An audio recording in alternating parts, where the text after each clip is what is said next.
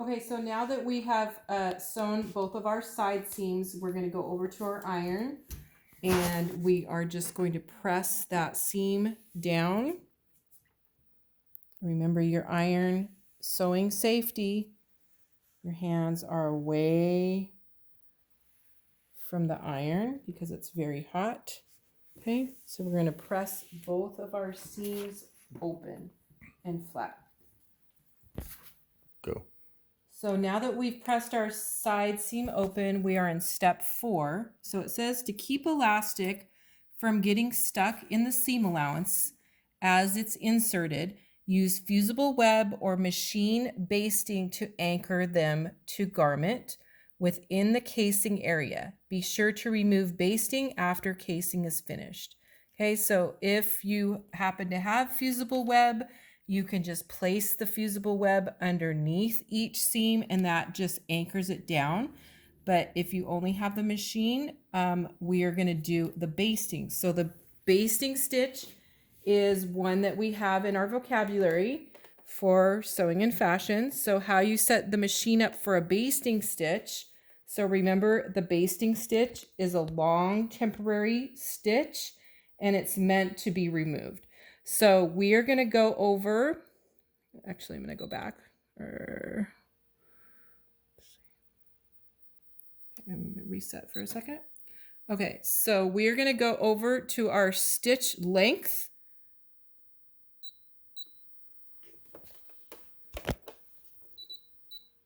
There we go. Okay.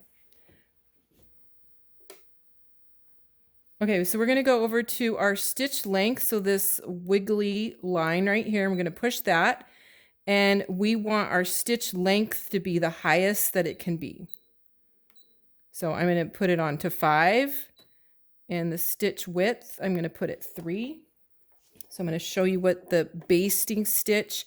So this is just on the top edge of our waistband on the side seam, so that we make sure that those seams stay down when we're inserting our elastic later on. So I'm just stitching it on the edge, and then I'm not even going to back stitch it. I'm going to pull up the needle with my hand wheel, and then that is just our temporary stitch. And we'll take that out later when we're finished putting in our elastic. So I did it on one side. And then I'm going to sew that basting stitch. Again, that very long stitch. And I don't need it to back stitch or anything. It's just a temporary stitch. And then we will take it out afterwards. So lift up the needle either with the button that lifts up the needle or with your hand wheel. Lift your presser foot and pull out your thread, and then clip any loose ends you have. And then you're going to sew that basting stitch onto the other side seam just a few inches down from the top. Go. All right, so now that we have the side seams basted, we also want to do the crotch seams, because we want all of these seams, and just maybe 2 inches down from the top, we want them to all be lying flat. So remember, we don't need to back stitch at the beginning or the end. And then just pull out your thread so that it's temporarily stitched down. So make sure you do all the seams that you have, the side seams and the crotch seams. Go.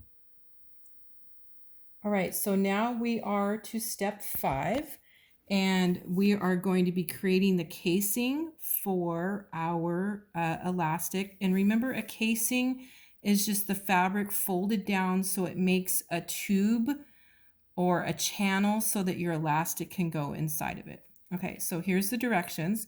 Press 1 inch on upper edge to inside, forming casing. Press under 1/4 of an inch on raw edge. Stitch close to lower edge of casing, leaving an opening to insert elastic. All right, so instructions right here are only for 1/2 an inch wide elastic. So I will show you what that looks like first, and then I will show you for a different size elastic if that's what you want to use. Okay, so I'm taking my chalk or my marking pen, and actually I'm going to take my chalk because I think I can see it easier on this fabric. And you can either use your quilting ruler, or you can definitely use your measuring tape that is in your sewing kit. Okay, so I am going to mark 1 inch all the way around. So all the way around the top. And what's nice about the quilting ruler is it has a 1 inch mark, 2 inch marks, and 3 inch marks along the length of the ruler. So you can actually do this much faster by using the length of the ruler. And this type of chalk is just kind of a marking pen almost.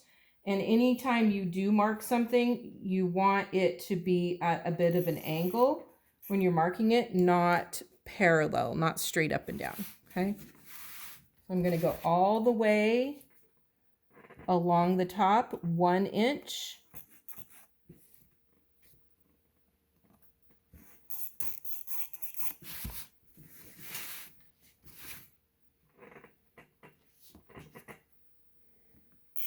So remember, this is the instructions for the 1/2 inch elastic.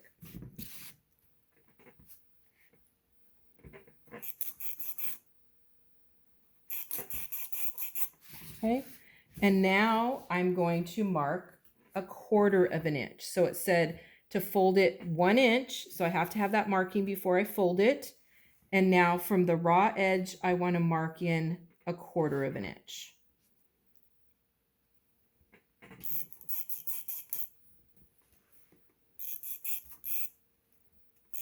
Okay, so I'm just going to keep going 1/4 of an inch all the way around. And then I'm going to turn my short or my pajama pants to, I want the right side of the fabric on the ironing board. And now I'm just going to fold down. First, I'm going to fold down that 1 inch. And I'm going to press it, making sure that I'm using my sewing safety.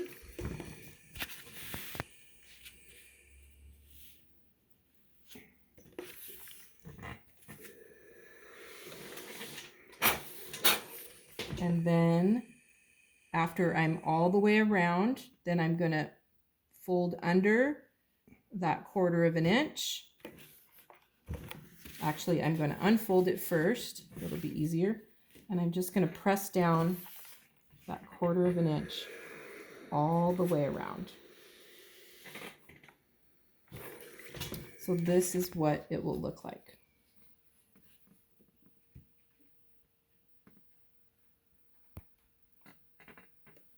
Okay, and then we're going to take it over to the machine, and we've reset our machine to 0.0 to 2.5.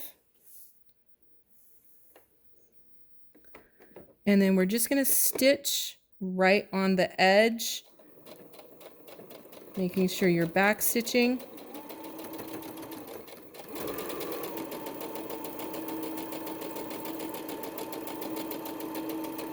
And we're going to go all the way around after we have folded our 1 inch and our 1/4 inch all the way around, but you're going to stop and leave a section. So I would recommend when you get to the end to put some pins just so you have a starting and a stopping point.